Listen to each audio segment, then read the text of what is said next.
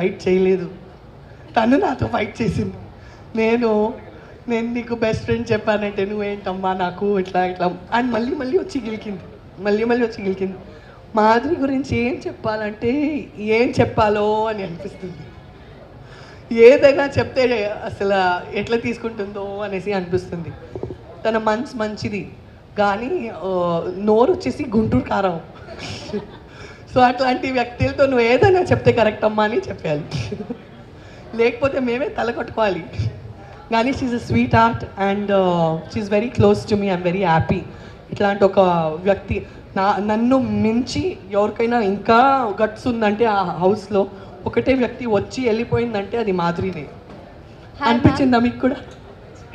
Hi ma'am, మీది incident జరిగిన తర్వాత ఎక్కడ కూడా మూవీస్లలోకైతే రాలేదు. సో బిగ్ బాస్కి వచ్చారు. బిగ్ బాస్ తర్వాత ఏమన్నా మూవీస్లోకి కంబ్యాక్ ఇచ్చే అవకాశం ఉందంటారా? మీరు ప్రొడ్యూసర్స్ డైరెక్టర్స్ అందరికి ఇక్కడ రండి చెప్పండి. సంజన గారు ఇంత బాగా ఆడారు బిగ్ బాస్లో, మీరు మన తెలుగు ఇండస్ట్రీలో బిజీ చేయాలని చెప్పండి.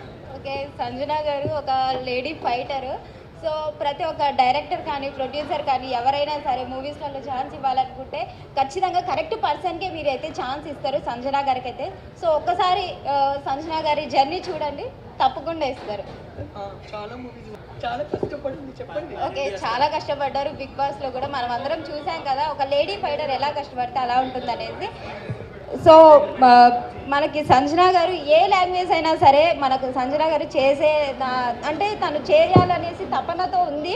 సో ప్రతి ఒక్కరు కూడా ఏ డైరెక్టర్ అయినా ఏ ప్రొడ్యూసర్ అయినా సరే ఏ లాంగ్వేజ్ అయినా సరే మనకి సంజన గారికి అయితే ఒక క్యారెక్టర్ ఇవ్వండి, ఖచ్చితంగా చేస్తారు. ఆ లీడ్కి న్యాయం చేస్తారు తప్పకుండా. ఓకేనా? నెక్స్ట్ పర్సనల్ పిఆర్ నువ్వే. ఓకేనా? Okay, done. మీరు గాన్. మేడం, నేనైతే ఇమాన్యుయల్ గెలవాలి లేకపోతే నేను గెలవాలి అనేసి అనుకున్నాను. నేను ఎప్పుడు ఇమాన్యుయల్ ఫుల్ సీజన్లో చెప్పాను, నువ్వు గెలవాలి లేకపోతే నేను గెలవాలిరా అనేసి. నాకు మామూలు బాధపడలేదు. నా కోసం 100% బాధపడిందంటే నేను గెలవలేదు అనేసి. నాకు ఇమాన్యుయల్ కోసం 500% బాధపడింది. బికాస్ మేమిద్దరు చాలా కష్టపడామండి. నన్ను ప్రతి టాస్క్ నుంచి తీసేశారు, ప్రతి వారం స్టార్టింగ్ నుంచే తీసేశారు. అప్పుడు కూడా నేను నేనే రియల్ లైఫ్లో గుడ్లు తినలేదు అనుకున్నారా, కానీ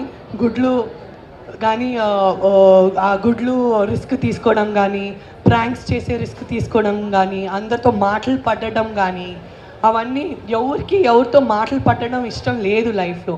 కానీ నాకేమనిపించింది, వీళ్ళు నన్ను పక్క పెట్టేశారు వీళ్ళందరూ.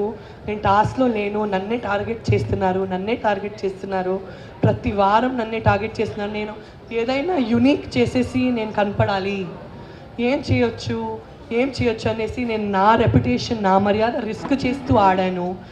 చాలామంది చెప్పారు ఎంత నెగిటివిటీ అయినా తీసుకునింది సంజన, ప్రతి ఒక్కటి పాజిటివ్గా మార్చుకునింది సంజన.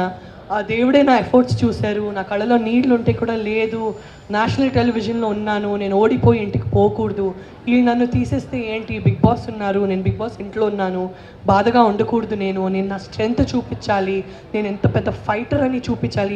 ఇదేం పెద్ద బాధ లేదు నాకు, నేను చాలా పెద్ద బాధలు చూసి అది ఛాలెంజ్ చేసుకొని లైఫ్లో ముందుకు వచ్చినాను. ఇక్కడ ఎందుకు వచ్చినాను నేను మర్చిపోకూడదు అనేసి నేను నన్నే సెల్ఫ్ మోటివేషన్ చేసి చాలా ఫైట్ చేశానండి.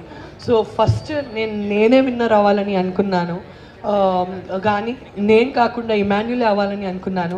ఆ ఒక బాధ నా మనసులో ఎప్పుడు ఉంటుంది, నేను విన్నర్ కాలేదని, ఇమాన్యుయల్ విన్నర్ కాలేదని.